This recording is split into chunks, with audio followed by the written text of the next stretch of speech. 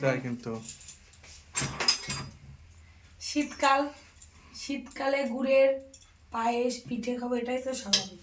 তো দেখো, আগের দিন করেছিলাম হচ্ছে ভিজনি পিঠে, সিমর পায়েস, সব গুড় দিয়ে। আর আজকে করেছে হচ্ছে গুড় দিয়ে, গুড়ের আছে চালের পায়েস, গোবিন্দভোগ চালের পায়েস।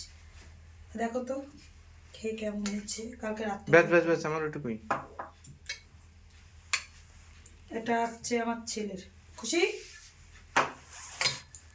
এটা আমার ছেলের, এটা আমার বরের।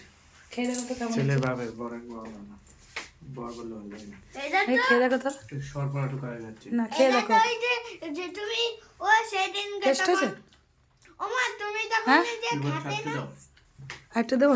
হুম দেখো আরেকটু ওমা নেবে। তুমি তখন যে টক উপরে দই সরবরাহ খেতে দাও, না সরবরাহ এ দাও। বালতিতে এ বাটিতে তুমি টক দই খাও। হ্যাঁ হ্যাঁ হ্যাঁ, এবার দেখো আমার ছেলেকে ডিম খেতে বলেছি, ডিমের কুসুম খাবে না।